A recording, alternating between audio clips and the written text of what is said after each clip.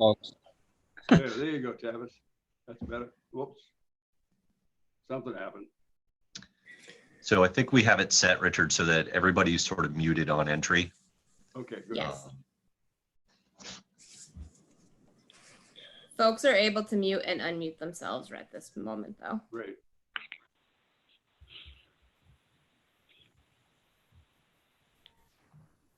The past 15 or 20 of these seem to have all started with the same communication of mute yourself until recognized. Right, yes. We will go through some of that too here, just to make sure everybody is on the same page. Or screen, as the case may be. Right.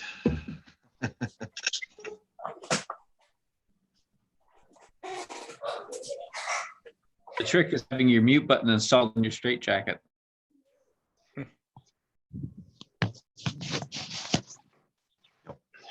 Dave, you can also send out a chat to remind people to unmute.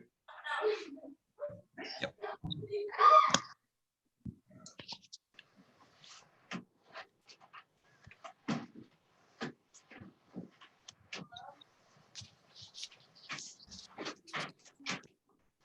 Hey, Mike and Ryan, welcome. Good morning.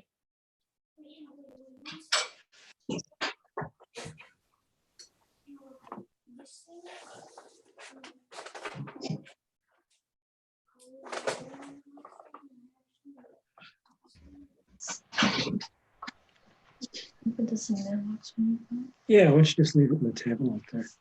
We'll get it.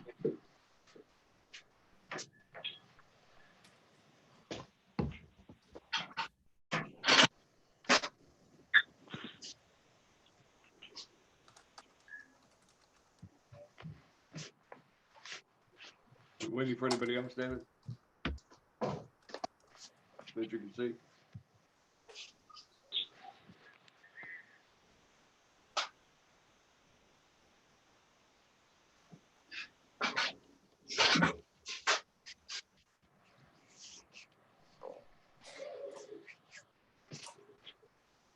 Anybody else coming in, David? I do not know. I've heard from a couple people, Kari from Salem, and who else did I get from? Kari and lost track of it here in my email.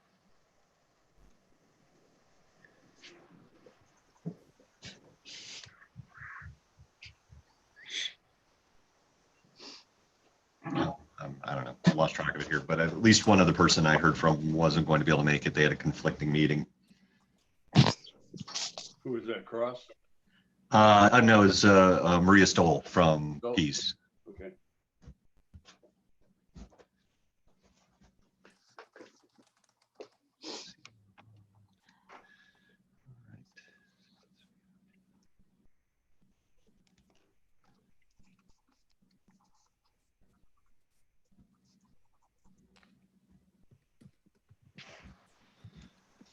Okay. 9. It is 9. We're good?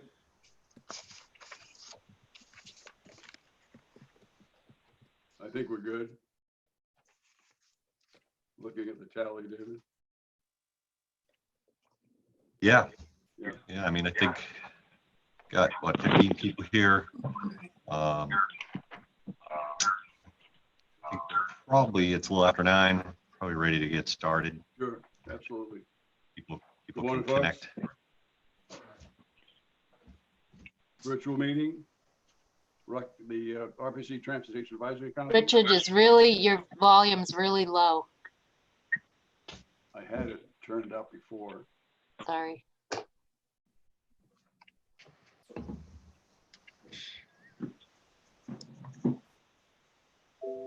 Better?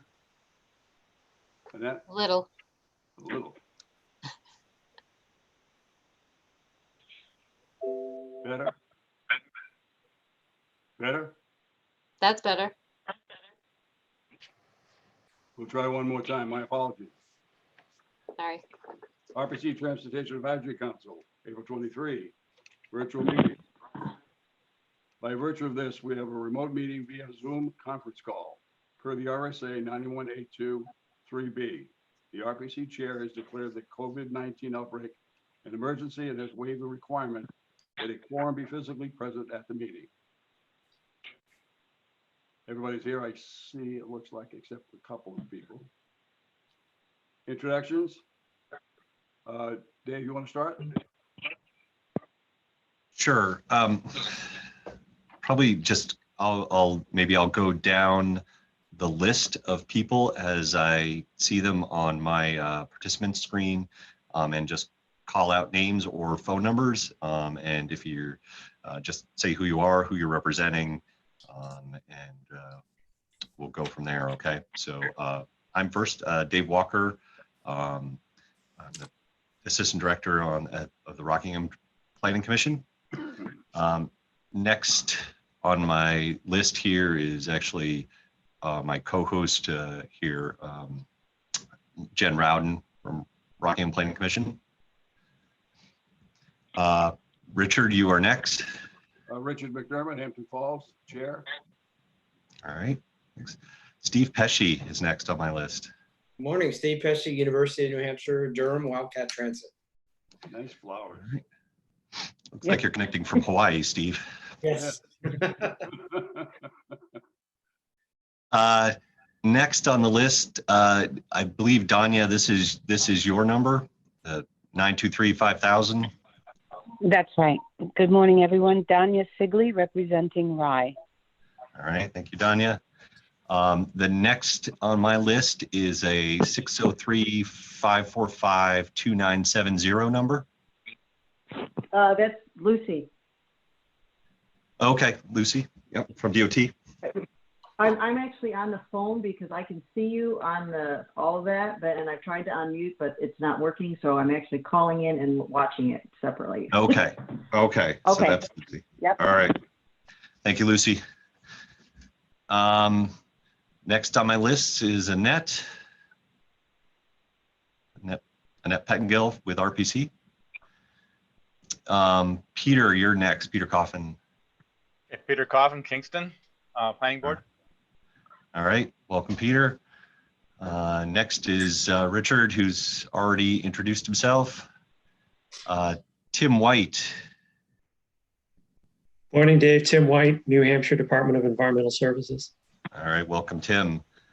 After that, I have Christian Matthews, who is another RPC person, our transportation analyst. We won't let him talk, though. Next is Lee Levine, who's muted. Hi, Dave. This is Lee. Yep, Lee Levine, Federal Highway Administration.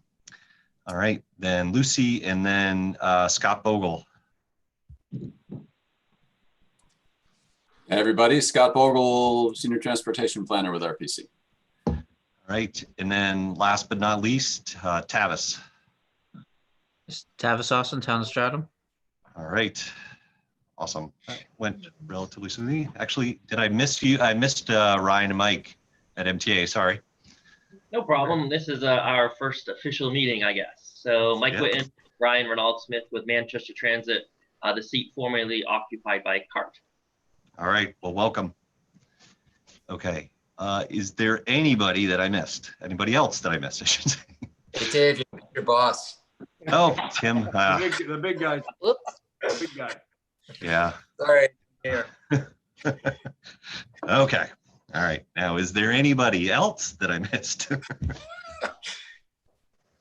All right. I see Tim Moore just is joining from Plastow.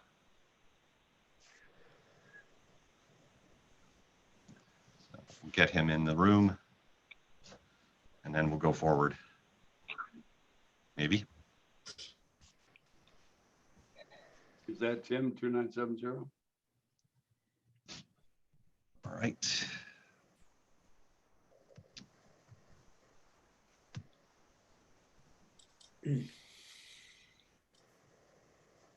All right, we'll let Tim connect his audio, Tim Moore connect his audio, and then we'll start moving forward.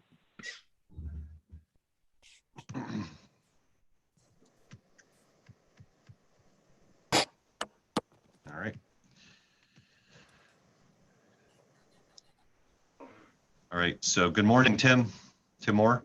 Good morning. All right, we just finished the roll call of everybody that's on the call. So we're gonna get started.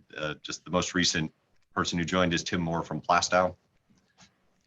And so, all right, we're gonna get started on this then and actually get into the agenda a little bit.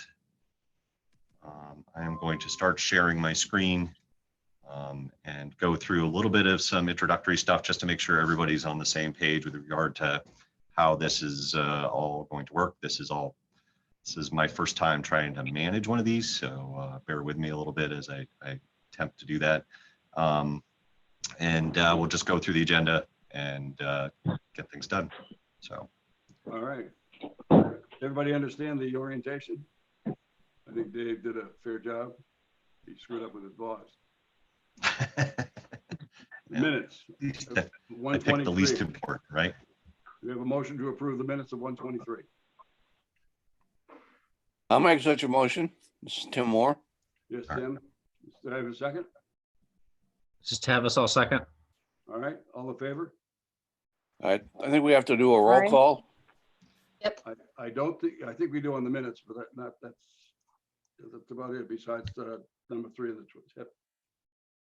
So do we need to do a roll call for the approval of anything, right? Yep. Yes. Okay. Try your roll call again, David. You've got the list. Well, yeah. No, I don't. All right, now I have the list. Okay. All right, so I'm going to go through, I'm going to skip over RPC staff since we are not voting members. And we'll go through and do a roll call vote on the minutes of the January 23rd meeting. Richard. Yes, sir. So, all right. Danya. Aye. All right. Lucy. Yes. All right. Peter. I'll abstain. I wasn't a member yet. Okay. Ryan and Mike at MTA. Will abstain. Okay. Steve. Units abstains. All right. Tim Moore. Yes. All right. Tim White. Yes. Lee is actually non-voting member. Tavis. Yes. All right. I believe that's all the voting members that are on the call. If I missed someone who's a voting member, please speak up now. Okay. Next on the agenda is the 2019 TIP Amendment 4. Okay. Dave's going to present. All right. You're going to share the screen now, David? Yep, I am going to share the screen.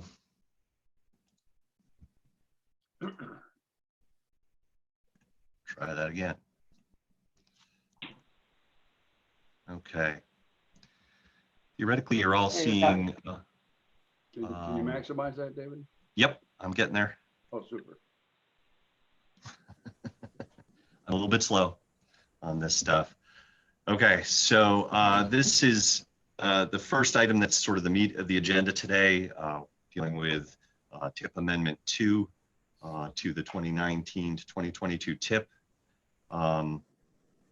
I know we have sort of a couple of new faces here, so I wanted to go into a little more background info as I did this a little bit, just to sort of set the stage for what the TIP amendment is. And so I'm going to go into a little more background detail than I might normally as one of these. So in New Hampshire, there are really 3 documents that sort of form the basis of the transportation planning process here. We have our MPO long-range transportation plan, which is a 20-year plan that talks about long-range goals, objectives, and lays out projects over the next at least 20 years. We have to have that fiscally constrained in that we're not proposing more projects than we can potentially pay for. So projects from the long-range plan feed into the state 10-year plan, which is the state's sort of 10-year queue of project needs that they've identified at the state level. This is also a fiscally constrained document, and it's really at the point a project gets into the 10-year plan, the state is essentially committing resources to building or implementing that project, and that's an important distinction from the long-range plan, which is really more of a wish list. Within the 10-year plan, each of the regions has a set of funding targets in terms of we select projects to try to be within the funding target that's set for each region. And as projects advance through the queue in the 10-year plan, they eventually advance into the Transportation Improvement Program, or TIP, which is the 4-year short-range project list. This is the first 4 years of the 10-year plan and the sort of most immediate 4 years of projects. So these are projects that are going to be implemented in the near term. It's required that any project that is federally funded or regionally significant, so think of large turnpike projects in that case, so regionally significant projects, those must be listed in the TIP.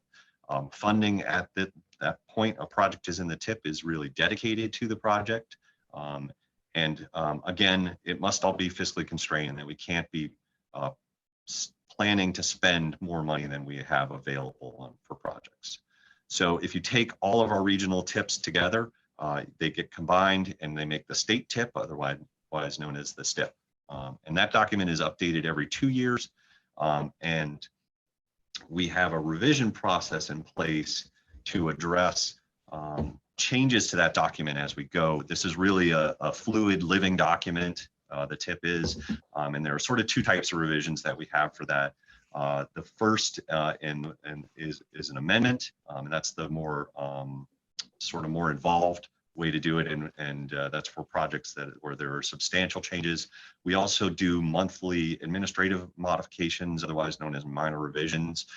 You all have probably seen my emails about those, where I lay out a short list of small changes to projects that are proposed to occur, and we sort of approve those administratively after a few days. So the big difference between the two is the timeframes involved between amendments and administrative modifications, the timeframes involved and the level of public involvement required. And I'll get into a little bit of detail about amendments here momentarily, but we've also set a series of thresholds that a project change must meet in order to be considered an amendment.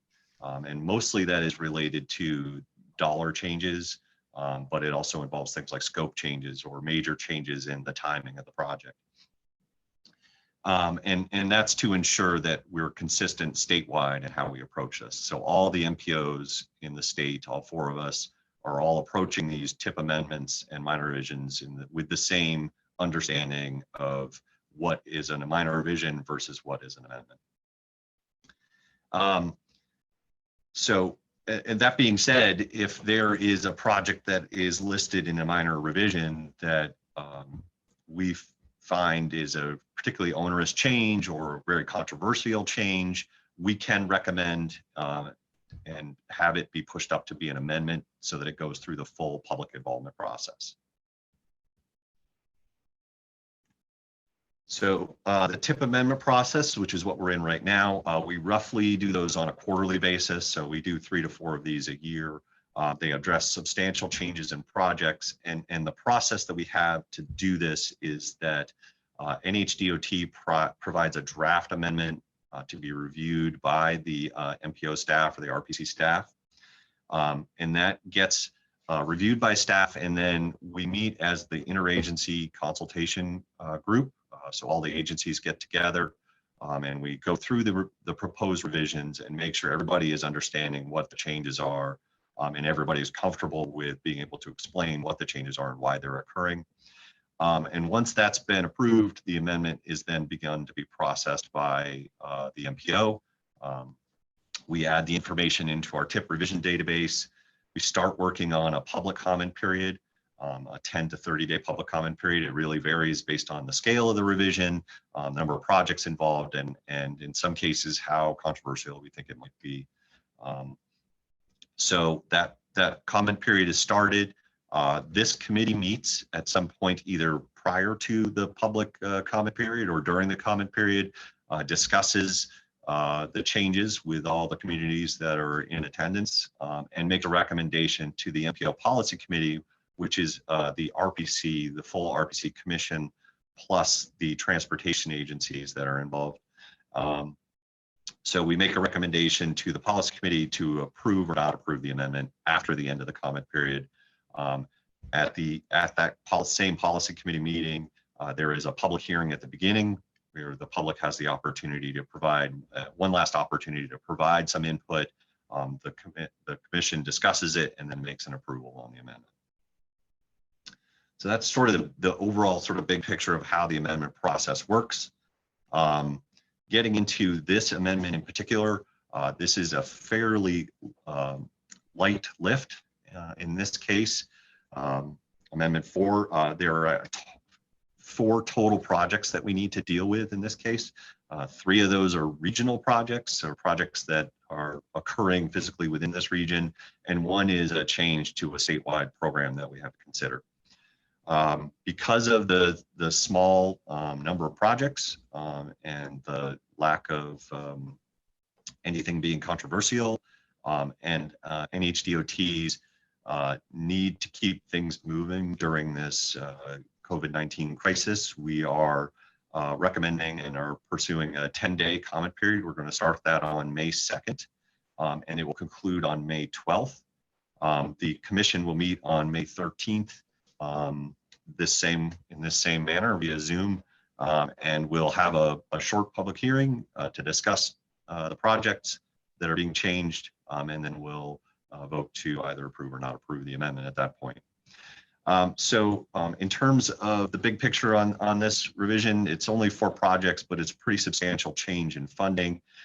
This is adding about $10.6 million to our transportation improvement program. And that's primarily in 1 project that I'll talk about.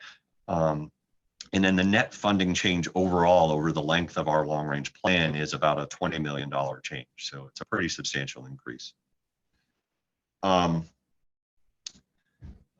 of you that can see the screen, you'll recognize this. This is just the introductory page that I put out with all the minor revisions and with all the amendments. It just is a how to read this amendment and how to read the project changes kind of guide. And for ease during this, I just am going to replicate this and take directly from the tables that were mailed out to you, so that as I talk about each project. So I'm going to go through each of the 4 projects right now and talk about what's being changed. So Hampton 40797. This is the improvements to Ocean Boulevard there along Hampton Beach. And that's my place here. So this project is has a cost increase of about $771,000 overall. And some additional engineering money is being added for 2021. To basically front loading the engineering a little bit and adding some engineering to that project to ensure that more of the project can be designed earlier on. There are also some inflationary changes to the project in terms of if you look at the 2022 numbers, basically every time DOT revisits an estimate on a project in a new fiscal year, they revise the inflation that's accounted for. As they revised this estimate for Ocean Boulevard in the current fiscal year, instead of calculating inflation from 2019, they're actually calculating inflation from 2020. So it drops a year of inflation off the later years. So you can see that these numbers for 2022 have dropped just slightly. And that's just basically an inflationary change. So gist of Ocean Boulevard, they're advancing more of the engineering on that project a little more quickly. Portsmouth, New Hampshire to Kittery, Maine, 16189. This is the rehabilitation of the I-95 bridge over the Piscataqua River. This is a project that's currently underway right now. And this is where the vast majority of the cost changes are occurring. It has about a $10 million change during the 4 years of the TIP and about a $20 million change overall. So it's a pretty substantial increase in this project, and it's really the change is to account for post-bid expected project costs. So this is what the actual cost of the project is going to be as opposed to the planned cost for the project.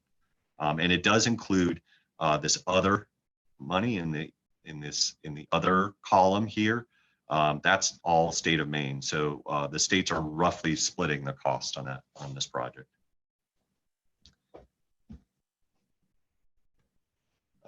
The third project is the statewide RWIS project 25198. RWIS stands for Road Weather Information Systems, and essentially sensors that are embedded in roadways or placed adjacent to roadways to send a notice to when the things are freezing up and that sort of thing. It basically just helping to better understand the actual conditions on roads in different parts of the state. And this is really the change here is to the scope of the project. If you'll see, the original scope included an add date set for October 29th, 2019. The revised change really just drops that add date. Not a super substantial change, but it is a change in scope. There's no change in cost or timing on the project, though. Finally, the fourth and final project is Stratum 41711. This is improvements at the intersection of New Hampshire 108 and Bunker Hill Avenue. And essentially, this is a project that was added during the 10-year plan 2 years ago. Construction isn't for a few years yet, I believe 2025 or 6, if my memory is right, and I'm just pulling it off the top of my head, so don't take 100% of my word on that. But basically what is happening is NHDOT has been working with the town of Stratham, and they've agreed to advance some of the engineering on that project to next year to take advantage of some of the availability of the property there and try to get something started on the engineering of that project. So the engineering on that project is starting earlier than was originally proposed. And so that's being added, and it shows up as a new project in the TIP. That's why there's only the pending and not an approved, because this is being added into the TIP years. Originally, it was in 2023 or 2024, if I remember correctly. So those are the 4 projects. Are these the ones you need to vote on? I'm sorry, what was that, Richard? Are these the ones you need to vote on, David? Yes, I will eventually need a vote on these, yes. So I have just one more thing to go through, and then I would propose that we open it up for questions from anybody on the committee. And if you have a question, if you can use the raise hand capability that Zoom has, so that I can see who needs to make a comment. That would be really helpful. So the last piece of the amendment that we need to go through is the fiscal constraint and the air quality. Air quality conformity is not an issue at this point. We are currently in attainment, although we still need to rely on our previous air quality analysis as going forward. So we have to sort of make the statement that air quality is being considered, but we're relying on that previous analysis. So it's not an impact at this point. Fiscal constraint is maintained. That is the other important piece of this, in that the changes that are being proposed aren't committing the state and the MPO to spend more money than is available. The totals from the fiscal constraint table that was sent out with the agenda and the other materials are listed at the bottom of this page.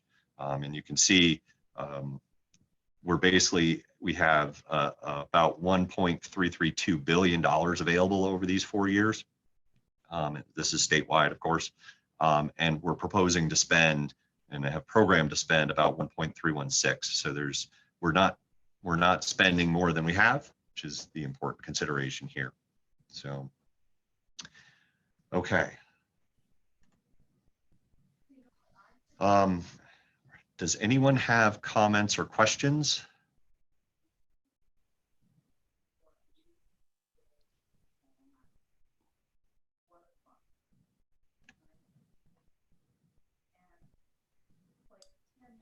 I'm not seeing any.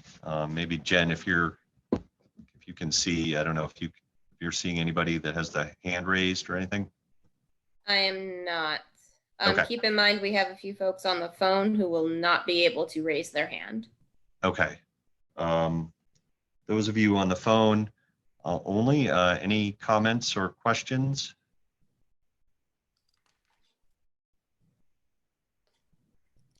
Nothing from me, Danya. All right. Thank you, Danya. Nothing for me, Scott. This is All right. Lucy. All right. Thanks, Lucy. Okay. All right. So we need to go through and do a roll call vote on this then, if everybody is okay with it. My recommendation is, of course, that the TAC endorse TIP Amendment 4 and that we forward that to the MPO Policy Committee for their approval. I'm going to stop sharing my screen here so that I can see the full list of people again and go through the roll call. Okay. All right. I guess we do need a motion and a second on this. Just have us all motion that TAC endorse TIP Amendment 4 and move forward. This is Mike. I'll second. All right, thank you.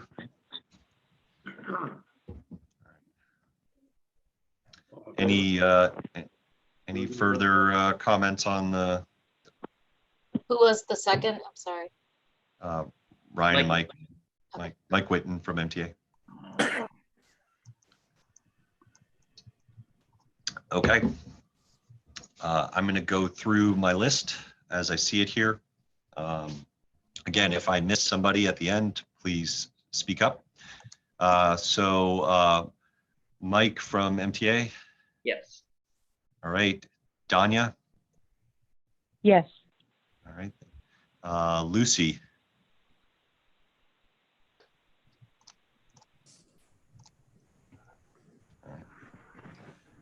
Peter. Yes. Richard. Yes. Steve. Yes. Tim Moore. Yes. All right. Tim White. That was a yes for me. I had it on mute, sorry. All right. All right. Thanks, Lucy. Tim White votes yes. All right. Thank you, Tim. Lee, you don't get a vote. Sorry. And Tavis, I believe, is the last. Tavis, yes. All right. Was there anybody who's a voting member that I missed? Don't see. I think that's everyone. Tim Moore? Yep. Yeah, I voted yes. Okay. Yep, I got Tim Moore. Yep. Okay. All right. Thank you, everyone. That concludes that item. All right, number 3, 219 Amendment 4 is done. Number 4, congestion mitigation process update. David. Yes. All right. 1 second while I get myself sorted here. All right. This is, I'm going to share my screen again.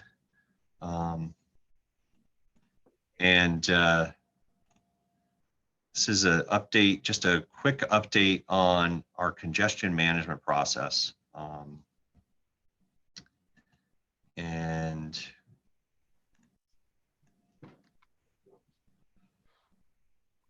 Sorry, I can only do one thing at a time. I can't actually work and talk at the same time. All right, so talking about our congestion management process.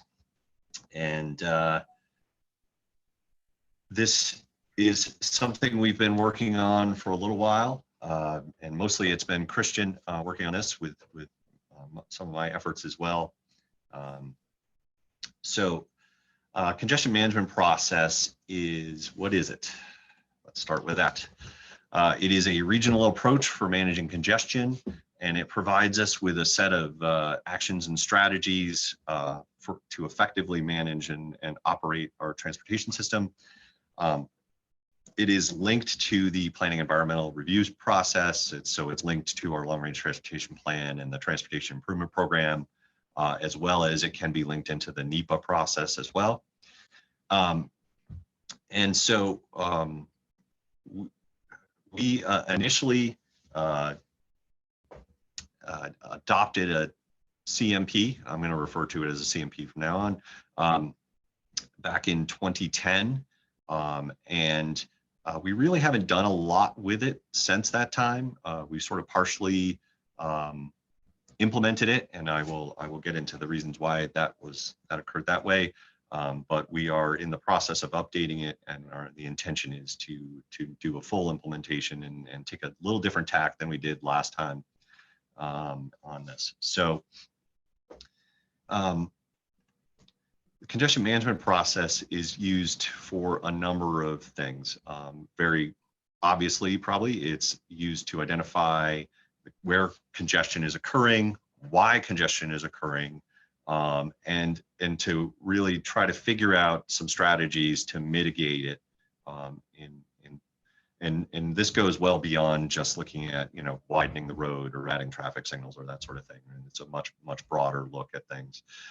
In addition, we are we'll be using it to sort of track the impacts of any previously implemented strategies that have been put into place. We're going to be using it to help us prioritize projects for the TIP and the 10-year plan. And we'll be providing information from this as part of the environmental analysis process for individual projects as well. So when we talk about congestion, there's really 4 different pieces that we're looking at. We're looking at the intensity. So how severe is congestion at a particular location? How bad is it really in that one spot? We got the duration. How long does it last? Is it hours? Is it just a few minutes? And that kind of thing. And there's a lot of variation in that. Looking at the extent of congestion, how widespread is it across our network? Is it just a few locations, or is it everywhere, or something in between? And then finally, we're looking at the variability. How different is congestion on a day-to-day basis, or on a monthly basis, or seasonally? Here in the Seacoast area in New Hampshire, we definitely have a lot more congestion in the summertime than we do in the winter. So that kind of variation is what we're looking at as well. So why are we updating it now? Well, our current process is 10 years old, and it involved some, maybe at the time, I think it was our best choice in terms of how to implement it. But turns out that the way that we had proposed to collect data wasn't really viable. It involved entirely too much staff time and resources, and it just wasn't a viable way for us to collect it. We're trying to collect travel time data by driving roadways with a GPS system, and it just started to eat up lots and lots of staff time, and so we essentially stopped doing it. However, in the interim between 2010 and now, we had the MAP 21, which is the federal transportation legislation, and the FAST Act, which followed it, implemented a series of performance measures and required MPOs to set performance targets, which gave us sort of a new framework for this type of analysis, and actually provided us with a large chunk of the data that we need to do the work. And so suddenly it's become substantially easier for us to gather in this data and analyze it. In addition, in our last planning review done at the end of 2017, Federal Highways and FTA included what's called a corrective action in that planning review, which is essentially something that we have to do in order to keep our MPO certification, essentially. And that corrective action was to come up with a time frame for implementing an update to the MPO congestion management process. And I had committed to doing that by June of this year. And so that's why we're that's one of the big reasons why we're undertaking this now. So, and a big help for this is what's called the NPM RDS, which is a set of travel time data and analysis tools to which have reduced the staff time and resource requirements substantially in order for us to accomplish this. What is the NPM RDS? That mouthful of alphabet soup there. That's the National Performance Management Research Data Set. So this is basically a data set of vehicle probe-based travel time data. So it's from cell phones and truck transponders. We get a average travel time on links on every state and highway in our region.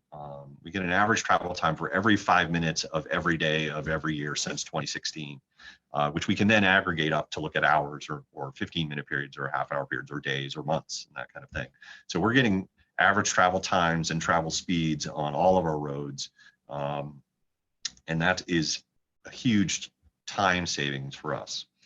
In addition, we can separate out passenger vehicles and trucks, so we can look just at truck traffic, we can look just at passenger vehicles, we can look at the combined data, and that's a big help for us in doing any sort of freight planning as well.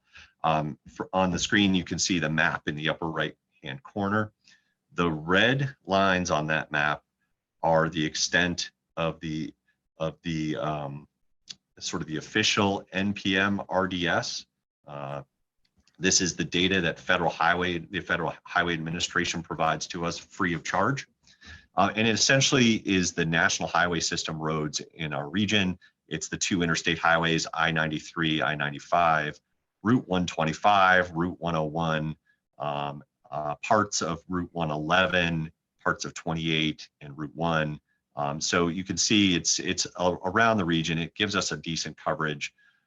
In addition, we partnered with the other MPOs in the state and purchased an expanded set of tools and an expanded coverage. So we have access to these blue lines as well, which are basically all the other state highways in our region.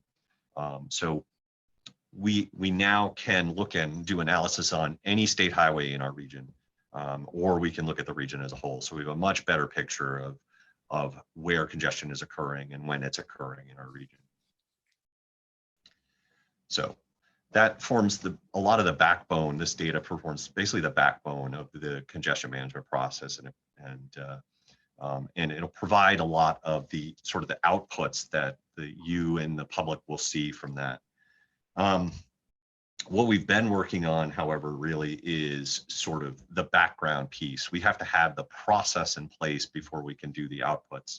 And so there's an 8-step process that the Federal Highway Administration set up to sort of develop a congestion management process, starting with developing your regional goals and objectives, defining your areas of application. So, what region are you incorporating into this? Defining your system, or what parts of your road network are you looking at? Are you considering transit? Are you considering bike pedestrian? That kind of thing. Developing performance measures. These are, how are you going to measure congestion, and how are you going to measure improvement in congestion? Developing a performance monitoring plan. So it's like, what actions are you taking to monitor how things are changing? Are you doing traffic counts? Are you collecting travel time data? That sort of thing. Identifying congestion reduction strategies, and these are just basically a list of everything from land use, zoning type changes, to highway widenings, to pedestrian and bike improvements, to transit, additional transit service, and things like that. Any type of strategy or project that can be implemented that might have a benefit on congestion, we're trying to collect as a potential strategy. Implementation and management. This is really the step where you're implementing and starting to collect the data, or continuing to collect the data and starting to report on it. And then step 8 is looking back at all the strategies that have been implemented for various projects and trying to determine how efficient or effective they've been in addressing congestion in the region.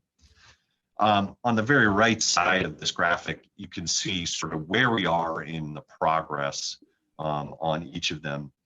And for the most part, you can see that we're making pretty good progress. We are, I would say, overall about 75 to 80% complete with the development of the process. And that's really what I've been spending most of my time working on, whereas Christian has been working on more on the output side of it, and he's started with doing a lot of the data analysis and collecting all the information and that type of thing. So that's really where we're at, is we're almost to the point where we're going to be publishing our congestion management process. And really there's going to be two pieces to this. There's the congestion management process document, which is really, that's where we lay out the goals and objectives and how we're going to measure and track congestion. And we have our sort of encyclopedia of strategies that we'll be implementing. And that's really just a process document. It's the how-to, it's like how we're going to do it. That will sort of sit in the background and it'll be available, but it's not something that will be referenced, I think, very much by the general public. I think when we had initially done the congestion management process, we had proposed that we were going to do sort of annual reports, or every other year do a report on congestion in the region. And I think we're going to take a little different approach this time, and we're going to use a feature of Esri's ArcGIS called story maps. And I'm going to show you an example of that here in just a minute, but it allows us to show sort of what the regional picture is on congestion, the data and the trends, and keep things up to date in a much more manageable way. And it allows TAC members, policy members, members of the public to access that information in an interactive way that allows you to sort of look at the area that you're interested in, or look at the whole region. You can sort of zoom in and look at the different pieces that you're interested in. I'm going to show you an example of that in just a moment.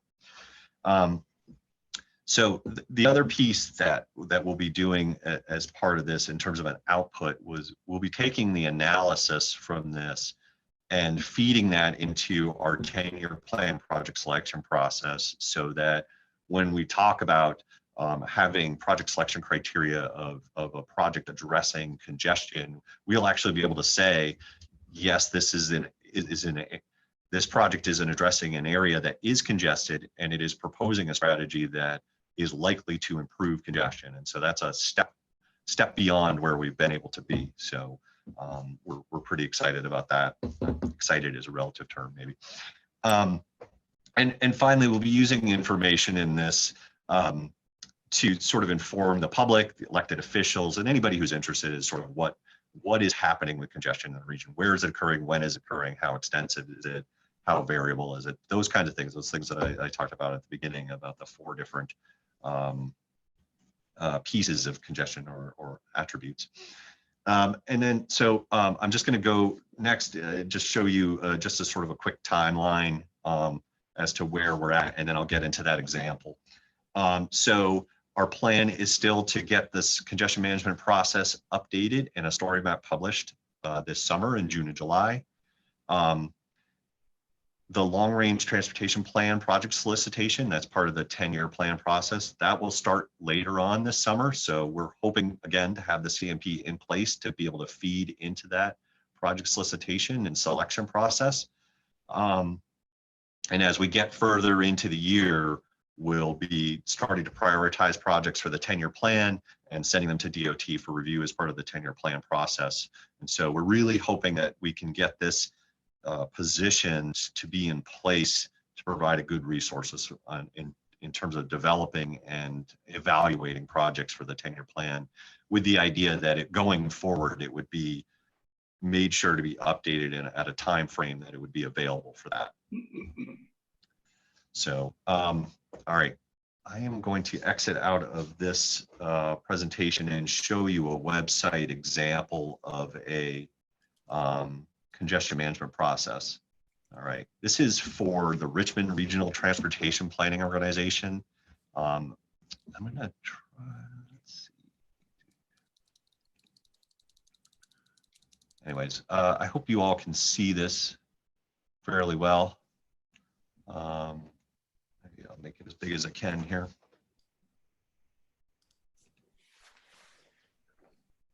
Anyways, I was trying to break it full screen, but I can't remember how to do that. So anyways, okay, the story map allows for this very interactive kind of scrolling through and basically telling the story of, in this case, congestion management in the Richmond area of Virginia. So it allows for you to mix text and maps, sort of static maps and graphics with interactive maps that show your network. And then you can add, descriptive text into that. And getting into your performance measures, again, you can show text and some static graphics. But then you can look at, like in this case, we're looking at system performance in terms of reliability. And so this is the city of Richmond, and I can zoom in and look at particular areas. And we can see that there's particularly bad congestion in this, or it's particularly unreliable area in this particular spot. And we can pan across and look at how this particular area might be impacted. So you can, it's a lot more interactive than a sort of a static report. And so then you can, so anyways, this is just to show you sort of how we're going to set it up. So like in this case, looking at the AM peak period, their travel time index for 2018, this is the map of it, the static map. And then this is a more interactive map that allows you to look at the travel time data and pan and zoom to different areas. So, you can go through your PM congestion. Just allows you to be, like I said, a little bit more interactive in your approach. And in order to update this, it's largely a matter of simply adding the new data each year to the information, and it should all calculate itself for the most part. Probably shortchanging Christian a little bit in terms of the effort he has put into this, but you're getting the gist of what this is. So Christian has started this for our region, and it just has some of the basic introductory information so far, and our goals and objectives, and our sort of geographic coverage area, which is our entire region, and that's as far as we've made it in that. But the idea will be it will look fairly similar to that CMP for the Richmond area. So, okay. So that concludes the congestion management process. Wow, we are way behind on time. That took a little bit longer than I thought. Does anybody have any questions? So those of you that are on the participating via video, if you could raise your hand if you have a question, or do the hand raise. Richard.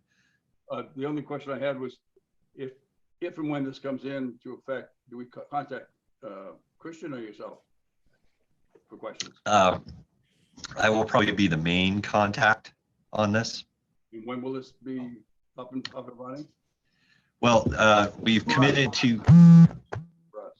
to Federal Highways to have the process completed for June, or in June of this year. So I think we are largely on track to having that done. And then I would expect that we'll get the story map online about that same time frame. Super tool. Yes. Wow. Anyone else have any thoughts or inputs that they wanted to add on that? This is Danya. If no one else has raised their hand, I have a comment, if I may, and a question. Yes. So first of all, David, thank you very much. That was an excellent overview, and apologies, many of you on the line already have probably heard this before. So as this is my first official meeting, incredible tool. Just a comment I wish to make from a perspective of Rye. Congestion, traffic, accidents, it has become a very important topic in our selectmen meetings, of which I have been particularly involved. Question, I guess, this will, well, first, finalizing the comment, I think this is an incredible tool and has certainly will help tremendously. My question is, to the extent you need or Christian needs any help in supporting this process, particularly if you're looking for people to just help collate, I'm happy to raise my hand and help, or have others, from the area come and help. And then the second question is, are you going to be able to incorporate much of this information on a town by town basis? Does it go down to that level of granularity? And that's it. Okay. All right. Well, thank you for the offer of help. And yes, there are cases where we may need to be in contact with people in towns to discuss particular areas or find out why maybe there's a spot that shows up on the data as being super congested and it's just not clear why. Having local resources and people that we can talk to on the local level to say, so why would this be occurring here is incredibly helpful. And yes, we can. So the data it's best at the regional scale, but we can look at individual links on a roadway. So it's sample data. So it's not every single car that goes by. And so the more traffic there is on a road, the more observations there are that are in the sample. So you might get some instances where, a particular section of road, you might only have, 1 or 2 or 5 observations a day.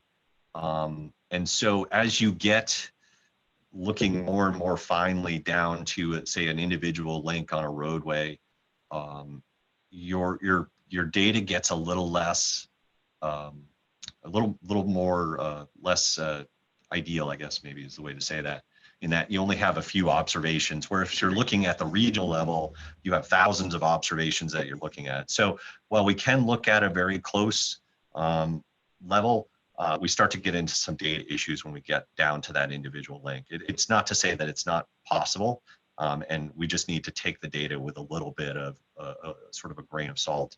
For example, we were looking at Route 33 in Greenland late last year using some of this data, and we were seeing overnight speeds on Route 33 through the center of Greenland in the high 50s as averages, well above 10 miles above the speed limit.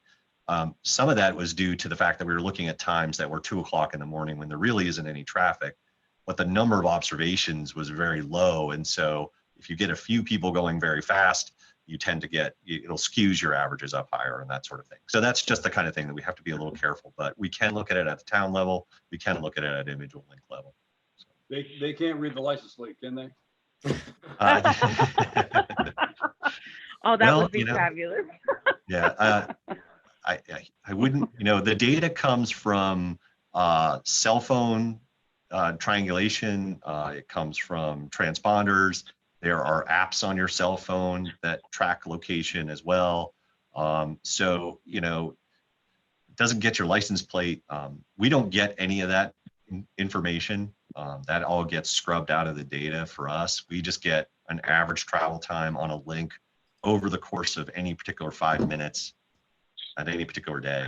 So sometimes there's only one observation, which, theoretically, maybe you could parse who that was, but a lot of times we're talking about dozens or hundreds of observations. So, in this data is millions of data points for a year. So there's a lot of information there. Dave, thank you very much. I have many other questions, but perhaps we could take it offline at a time that is more convenient for you. Absolutely. I hope you don't mind. But No, thank not you at very all. much. This is very, very helpful. Extremely helpful given what's going on here. Yeah, and you know, anybody who's new to this, like Danya, you know, happy to have conversations offline and talk about the details or the big picture kind of pieces of this, because you're just getting sort of a snapshot into it, and you know, it's not the whole picture. So if anybody has questions, I'm happy to talk offline about it. Steve, I saw you Thank you raise very your much. hand. Yeah, I can't find the raise hand feature in Zoom, so sorry. I want to actually follow up on that last set of discussions and think back to the macro. Like my first thought on this was we need to make sure that Stratford and Rockingham work together on this when we think of like Little Bay bridges. And there's an example where we've now spent hundreds of millions of dollars to, you know, build this massive amount of new capacity, which in the world moving forward, I don't know if we even need, but you know, I hope we can track not just congestion growth, but congestion reductions, but more importantly, tie that into investment choices. You know, we fundamentally, you can remove congestion anywhere with enough money and the, you know, procurement of enough land and the building of enough infrastructure, but we need to keep it tied to reality. I think the tools are awesome, but I think right now we're in a period where we need to think a little differently about what's going on. I can just speak from a UNH perspective. Over 20 years, we've had this happen all the time. The community is upset about congestion on Main Street. So we bring in outside objective engineers to measure and all those different points you mentioned, the frequency, the duration, the variation. And their first response is, what congestion?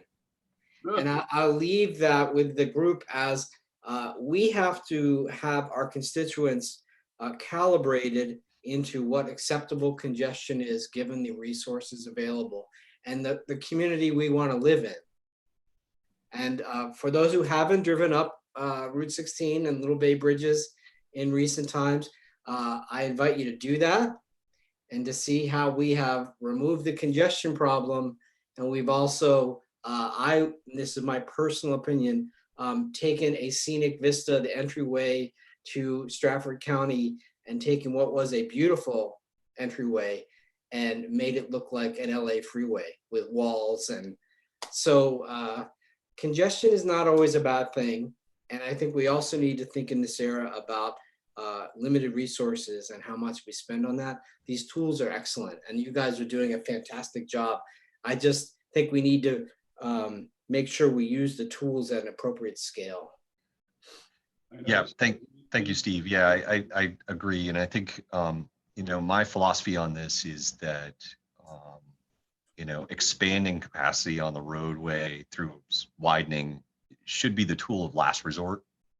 And I'm trying to sort of build the CMP around that sort of philosophy that we need to look in other ways and look at the design of our communities and look at our options to get people out of their cars and eliminate trips altogether. I mean, if you can walk to a grocery store, you know, that's better than driving in any, you know, from a congestion standpoint, right? Yeah. That's a much better approach. So that's the kind of thing basis on this is so wonderful because in the end, all of us, our constituents, visitors, tourists, this point A to B travel time is very important, but it's not just about time. It's about the overall experience and mode choices and all of that. So. Right. Yeah. So we're taking that approach of the widening is the last resort. And you know, it's interesting. The data is really just going back to that Greenland example. We were hearing a lot from the town of Greenland about how terrible congestion was on Route 33, and that's why we were looking at it. And when we actually pulled the data up and looked at it, it was really it's a 15-minute period of the day where it's a problem, and the decision makers in the room were like, "Well, that's it." Okay, well then why are we don't really need to deal with this at this point. And so there was it immediately changed the approach of, you know, demanding that a signal get, or, you know, the signal get widened, or, you know, that sort of thing. And it's very clear what the issue is that's causing congestion there, but it's a very short period of time. And so it sort of took the tension out of the room a little bit of, okay, this isn't as big a problem as we maybe thought it is. It's a very temporarily condensed problem, but it's not as big a deal as maybe people are making it out to be. So that was really helpful in that regard. I noticed Steve didn't mention 2 o'clock in the morning. Yeah, 2 o'clock in the morning on the Spalding Turnpike, man. You probably can see 70s and 80s as average travel speed. Oh, I'm sure. Yeah. Okay. Scott's next. If that's it for question on this, yeah, I'll turn it over to Scott to give his updates. And we can try to, I've taken up the bulk of the time so far, and I apologize for that. We may go a little bit long. So We have to listen to Scott. Yeah, I'll stop talking. Go ahead, sir. Take off mute. You're muted. Mute, Scott. Bottom left. Okay. Mr. Bogle. All right, you seeing my screen? Yes, sir. If you can make it larger.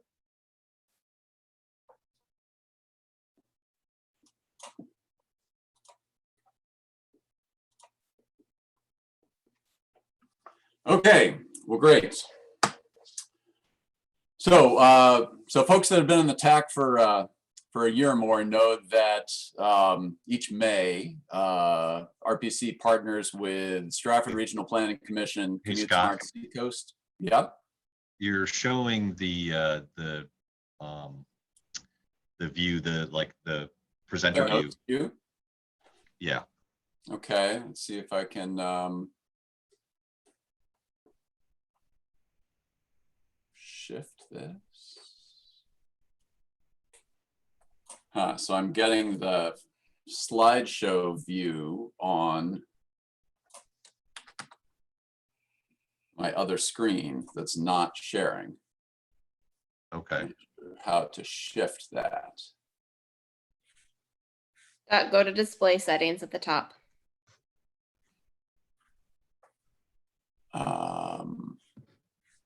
More.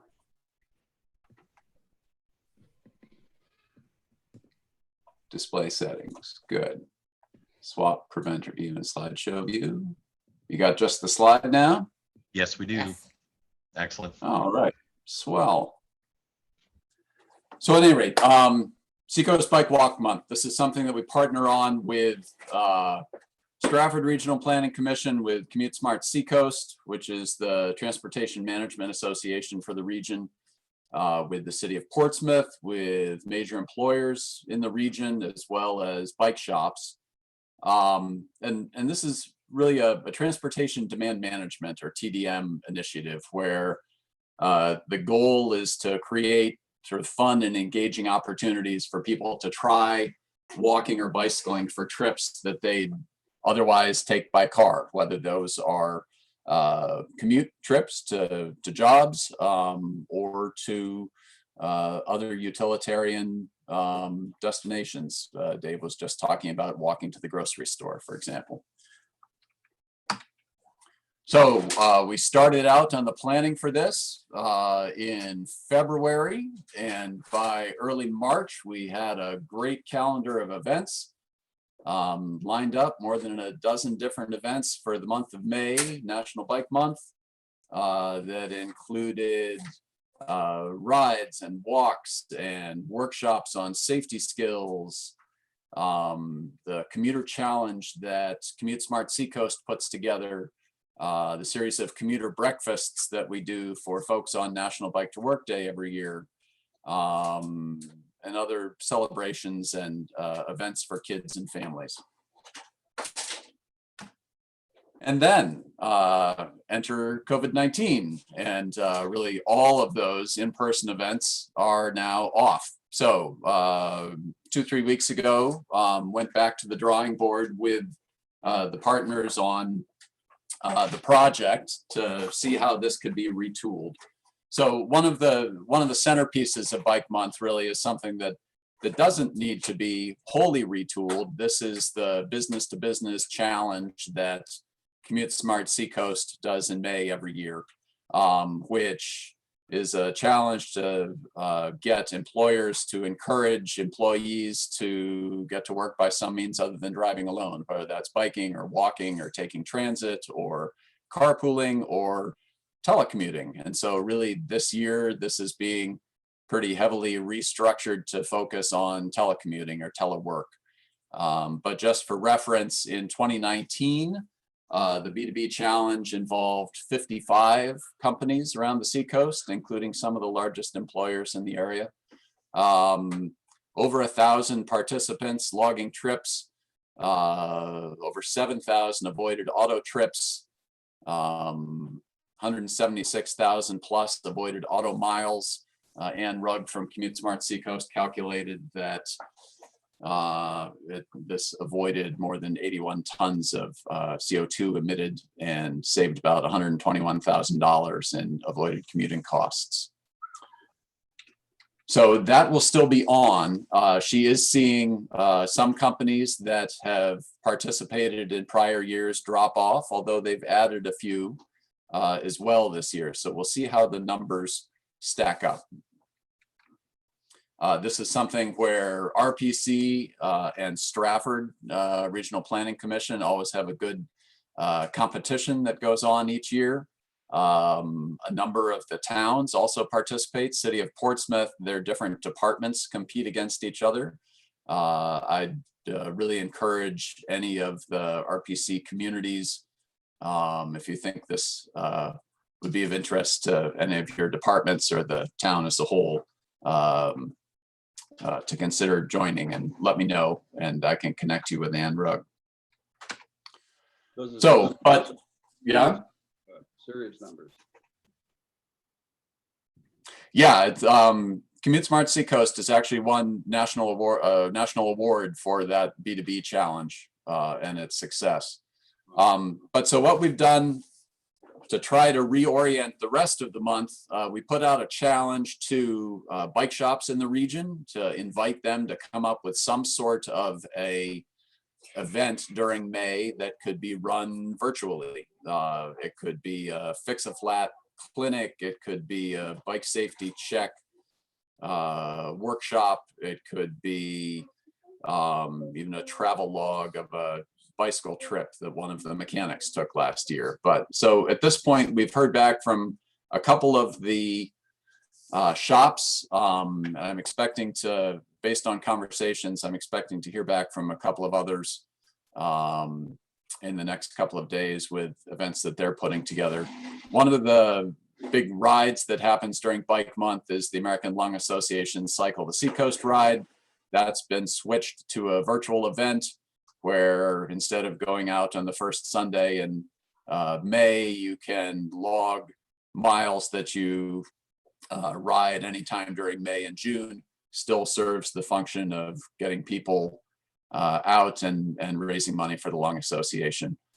She Rides Seacoast is doing a fix-a-flat clinic via Zoom, targeting women. They're also doing an open Q&A sort of session on bike commuting and safety tips. Gus's Bike Shop in Northampton is doing a presentation on Bike Travel Weekend with a national group called the Adventure Cycling Association. I think Colonial Bike Shop, from talking with all the bike shops, they're getting inundated with calls from people who've had bikes hanging in their garage or in their barn for 10 years and haven't been riding them and want them tuned up. So they're scheduled out to the end of May with safety checks and bike tune-ups. So one of the shops was going to do sort of a brief safety check for people to do a first pass at making their own bike safe. For Bike to Work Day, I'll talk a bit more about that in a minute. The National Bike to Work Day event that's normally the third Friday in May, for which we organize a series of free commuter breakfasts around the region, has been moved to September by the League of American Bicyclists. What we're promoting, along with SABRE and the other planning commissions and the bike shops, is shifting that to encouraging people to, if you're not biking to work, perhaps bike to the grocery store or walk to the library, take a trip that you'd otherwise take by car, either by biking or walking, take a picture, and then post it on social media. And then one other event that Seacoast Area Bicycle Riders is working on, based on the real spike in demand at soup kitchens and food banks around the area, is doing a Meals on Two Wheels project where they'll suggest ride routes that pass by food collection destinations and encourage people to go for a ride, drop off a check, or drop off food supplies at food banks and food pantries in the area. So, and then I mentioned that the Bike to Work Day commuter breakfasts are scheduled to September 22nd. Normally we do 10 of these around the Seacoast, in Exeter and at Pease and downtown Portsmouth, at Stratham Industrial Park, over at Gus's Bike Shop in Rye, up in Dover at UNH, and elsewhere around the region. So we'll shift to that virtual approach of encouraging people to do an alternate utilitarian trip, post a picture of themselves during or after that trip, and try to encourage non-commute trips, or alternately encourage people to go for a bike or a walk for 20 minutes before they come back home and plug in at their computer. So that's where we stand with Bike Month. We'll have hopefully the full slate of events to post by early next week, by the beginning of the month.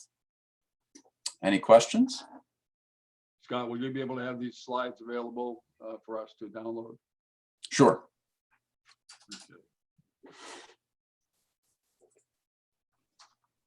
No questions? All right, Scott, can we move on to age-friendly communities? The grant Yes, proposal? indeed. So at the January TAC meeting, I talked briefly about this. At that point, we were assembling a brief letter of interest to submit to the Tufts Health Plan Foundation to develop an age-friendly communities initiative for the Rockingham Planning Region.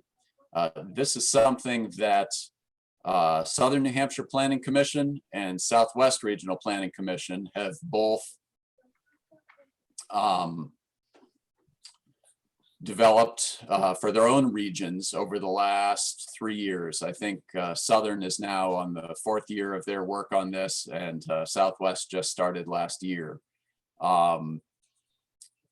They use a framework that has been developed and implemented nationally by the AARP. AARP has a national network of age-friendly communities, communities that have gone through a community assessment, developed an action plan, looking at how well are they planning for and addressing the needs of older adults that live in their community. So there are, I think, 15 towns in New Hampshire that are already part of AARP's National Age-Friendly Communities Network. AARP had done, sort of facilitated a regional initiative up in the Mount Washington Valley a number of years ago that was the inspiration for Southern New Hampshire Planning Commission to start their work.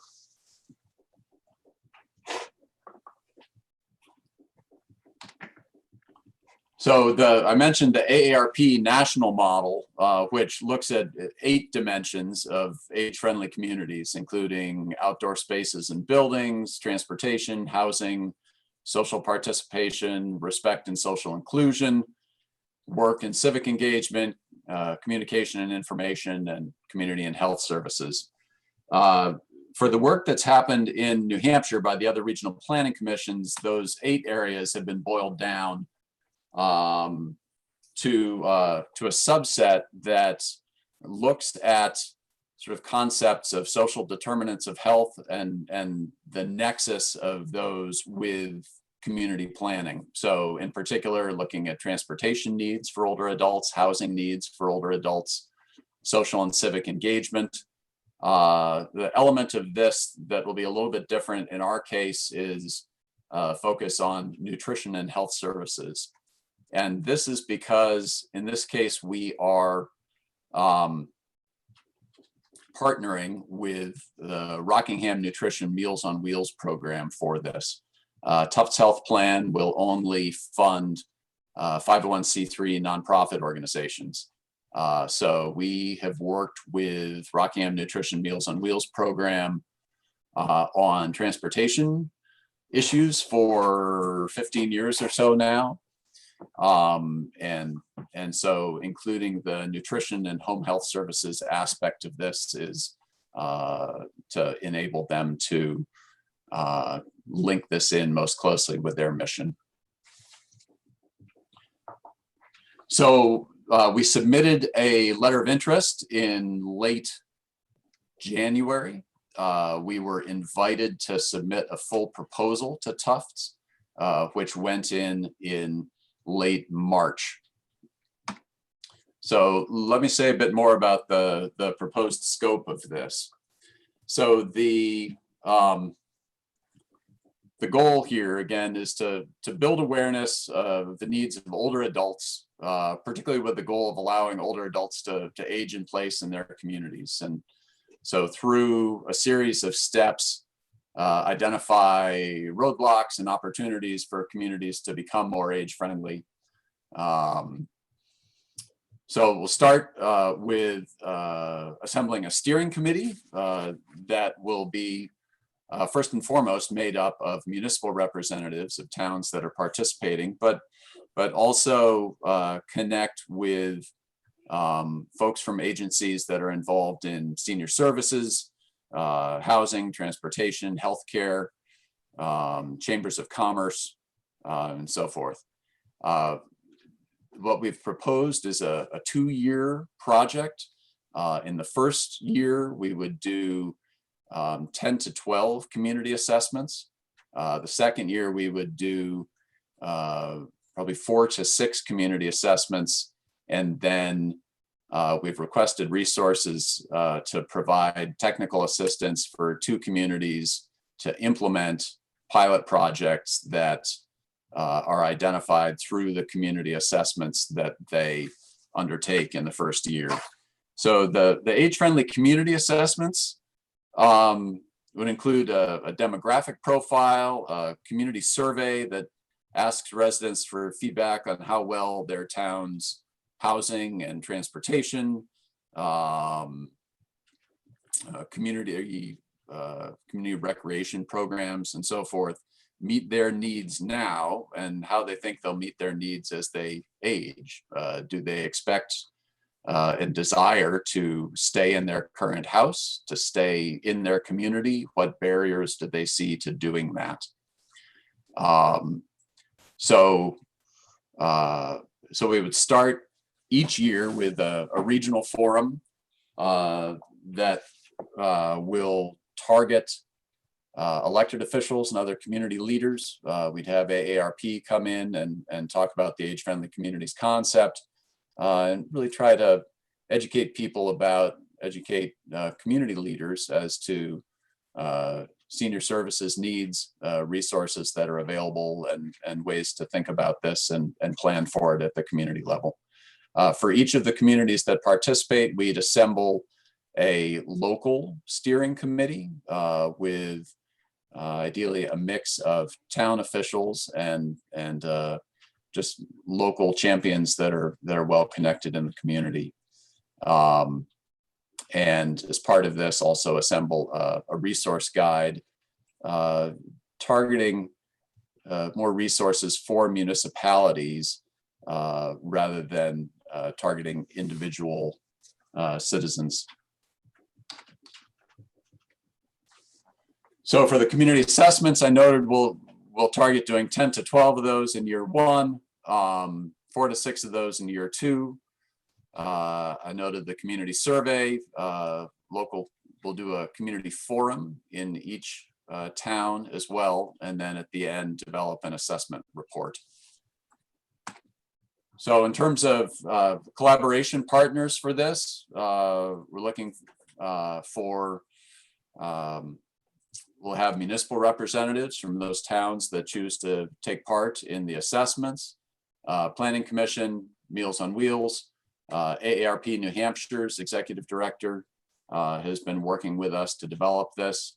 I've talked with Coast about this and their participation. Access Navigators, who came and did a presentation at the RPC annual meeting last year, have talked with them and asked them to be involved. Workforce Housing Coalition, Portsmouth Chamber has expressed interest in being involved. Rockingham Visiting Nurses Association, potentially other healthcare providers. The New Hampshire Alliance for Healthy Aging, that's a kind of interdisciplinary multi-agency group that's working at the state level on these issues. And then the UNH Center for Aging and Community Living. Cooperative Extension also has somebody for Rockingham County that's working on nutrition issues, particularly with seniors. So our next steps on this, we need to schedule a site visit with Tufts. Normally they'd come out and do those in person. Those are being done instead via Zoom. So that will be with the project team, but they're also interested in hearing from a handful of communities that will participate, that are interested in doing the assessments. We expect notification on whether we're funded by mid-June. We've already done a first round of outreach to communities to identify towns interested to participate, and we'll continue with that in the next month. And we'll also be continuing outreach to formalize the steering committee. We're not sure yet at what point we would be able to start this work. In the absence of stay-at-home orders, the intention would be to start this summer. We'll have to see where things stand in terms of being able to have in-person meetings during, say, July and August. So that's the thumbnail of where things stand with the Age-Friendly Communities project at this point. As I said, we're very much putting out feelers for communities that are interested to participate. We've had, I think, very good response thus far from Stratham. I've talked with Richard. Hampton Falls is interested to participate. Have talked with Seabrook, Exeter. We're looking to round out a list of 10 communities, 10 to 12 for year one. So if you think that your town would have an interest in participating in this, I'd very much like to talk with you and happy to answer any questions. Scott, two things. Richard. You didn't mention anything about the 501(c)(3)s and then the differentiation between the 80-year-olds versus the 40 or 50-year-olds. You and I talked about that. Right. So 501(c)(3), this is the need to partner with Rockingham Nutrition Meals on Wheels, because Tufts will only, while some foundations are willing to fund nonprofits or public agencies, Tufts will only fund nonprofit organizations. So I met with the Meals on Wheels executive director back in January and with their board, and they've agreed to serve in that fiscal agent role for us. So they would fill that 501(c)(3) role for us. And in terms of the age spread, yes, the community survey, we don't want to only survey folks age 65 and up. We want to survey the entire community, but also thinking in particular about folks, say, in their 40s and 50s who are looking ahead, or 50s and 60s, looking ahead at what their needs will be once their kids are grown out of the house and retiring. Will the house that they're in meet their needs still? Do they see other housing options in the community that would meet their needs?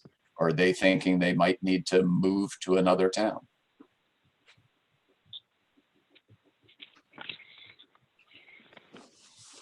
Any questions for Scott?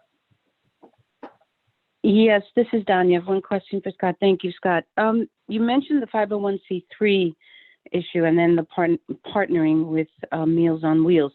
Is that a preferred choice, or is that a choice you're making because lack of either financial support or pro bono work from a lawyer who could put together the 501c3 for you? Oh, terrific question. This is something that in Southern New Hampshire Planning Commission's case, a number of years ago, the Planning Commission established a 501c3 nonprofit arm for their commission. For Southwest Regional Planning Commission, I think they partnered with Cheshire Medical Center and have done so on a number of sort of community health related planning projects. I think that Tim has talked with at least the executive committee about potentially pursuing a 501c3 arm for RPC.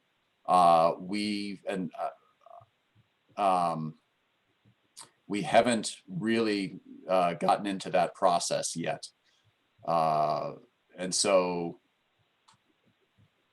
certainly being able to work with an attorney on that, when and if we get to that point, would be very helpful. I've put together 501c3 applications for a couple of organizations and had in mind that I would take a first cut at it if we go in that direction, but having an attorney that can review that for us would be extremely helpful. Well, then we can take this offline, but I do have a lawyer who is very interested in doing pro bono work for here for Rockingham. So we can talk further if you're interested when the time comes. That's intriguing. Thank you. You're very welcome. Scott, would you take your screen off so we can have everybody?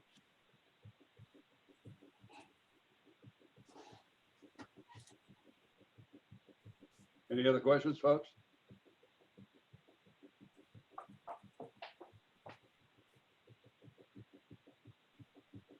It's awful quiet. Yeah. Going, gone. Any other open discussion or any other comments? Yeah, ahead, seems like Steve. I just wanted to give a couple quick updates from UNH Transit.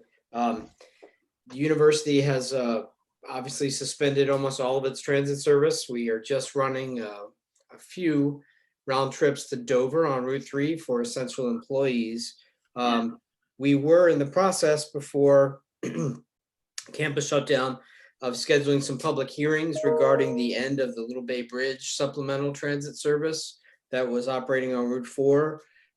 So we do not expect that to come back by the end of the year, even if we restart service, but we'll circle back to that and we'll see what transit is going to be in our Seacoast community from Wildcat Transit moving forward. Obviously, many questions. And of course, you are all aware that the Downeaster as well has suspended service as of 2 weeks ago. They were running 4 round trips, then 2, and are at 0 at this point as well. So, Are they quick to start up, Steve? what's that? Are they quick to start up? I really don't know. I think what they're doing now is trying to, coordinate their efforts with Governor Mills' directive. So I really can't answer that question.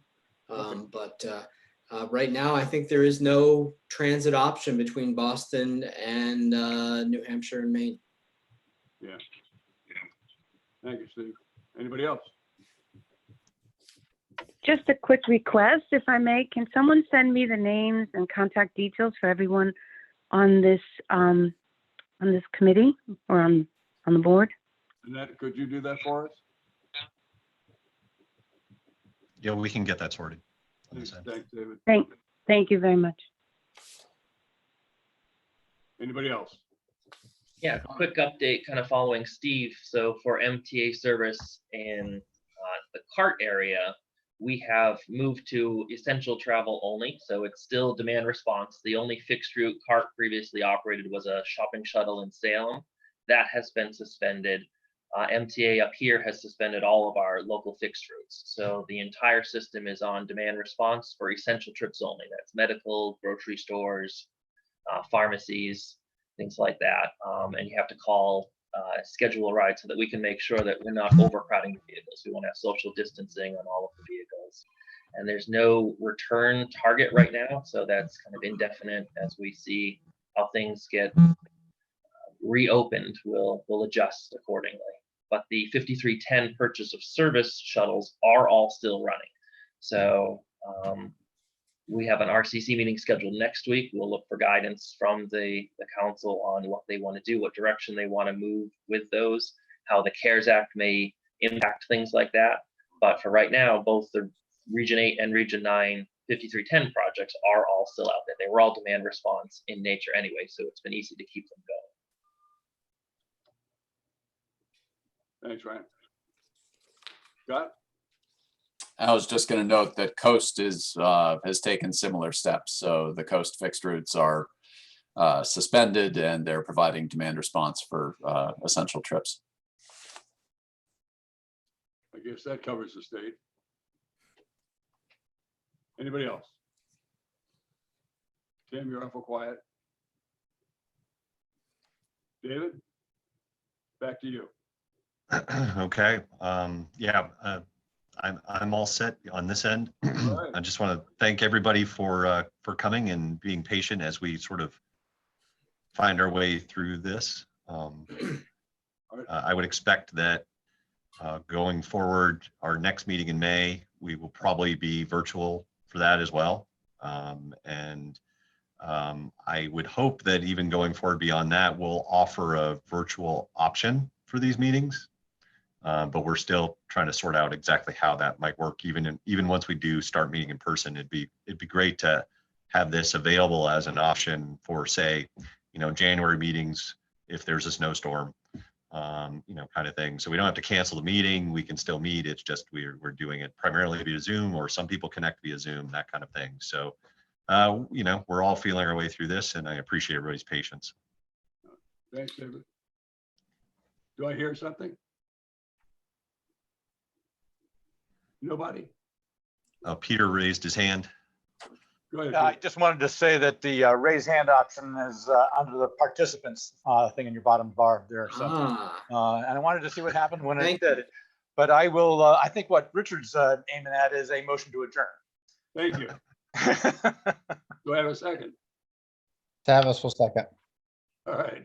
Thanks, Tavis. All right. Thank you, folks. Appreciate it. Thank you. All right. Job well done. Take care, everyone. Bye. All right. Thank Take you. care, everyone. All right. Take care. Steve, I want an update on those speeds. All right. Bye, everyone. Oh, Jen, forgot about you. I'm sorry. It's okay. Thanks for I'm your gonna help. end the meeting now. All right. Bye, everyone. Thank Bye. you. Bye-bye.